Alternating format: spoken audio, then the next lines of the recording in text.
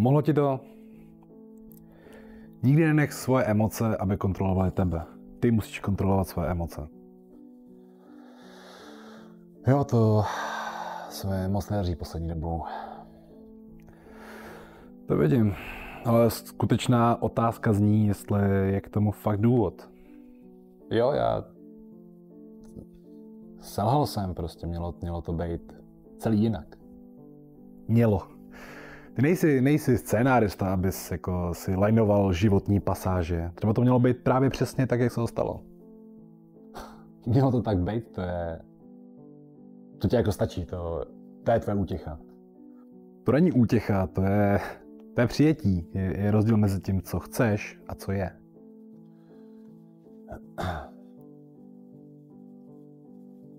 Já to nechtěl, já udělal jsem maximum a ani tak to nevyšlo a já se ptám jenom k čemu.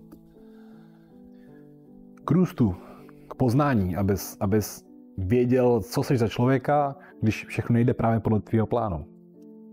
Jo, ale co když se mi ten člověk prostě nelíbí?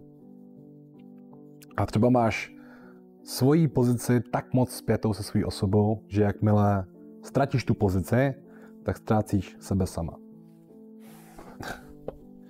A přestaň filozofovat, ty absolutně nevíš, jak se cítím. Já jsem ty, já vím absolutně přesně, jak se cítíš, já viděl všechny tvoje pády a pokaždý jsi vstal a i teď tady stojíš.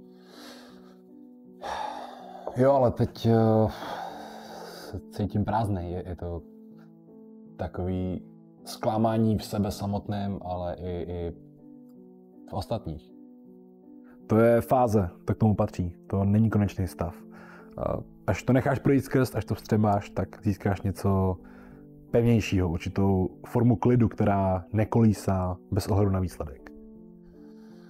Ale to už jsem nechtěl klid, já jenom chtěl, aby to dopadlo celý jinak. A kvůli tomu všechno přestává dávat smysl? Ne, jenom když se mi něco nepovede, co jsem jako nemohl ovlivnit, tak to akceptuju, jdu dál, ale já cítil, že tohle prostě bylo v mých rukou. Bylo. Jo, ale furt seš jenom člověk. Tuhle hru s názvem Život hraješ teprve 28 let, furt se učíš a hlavně se učíš nést ten svůj vlastní příběh. A ty to říkáš hrozně klidně, jako by ti to bylo prostě všechno jedno. Není mi to jedno, jde o úhel, na který se na to díváš, jde o perspektivu. A jaký ten úhel mám mít já? Všechno, co se děje z nějakého důvodu, jenom chvíli trvá, než přijdeš na ten důvod, proč se to stalo a až na to přijdeš, tak ti dojde, že se to vlastně takhle mělo celý stát. Takže za tebe mám prostě jít dál, jako by se nic nedělo. Ne, jako by se nic nestalo, ale vědomě. Bez potřeby toho, abys musel mít všechno pod kontrolou. Teď jsi sednul, odpočinul, vydechnul a zase vstaneš, protože to je to, co už spoustu let děláš. A co je hlavní, to, co děláš a tvoje činy utváří to, kým seš. Tak mi řekni, kdo teda jsem. Ten, co se poučí ze svých chyb a chápe principy růstu. Jo, tak možná ještě nekončím.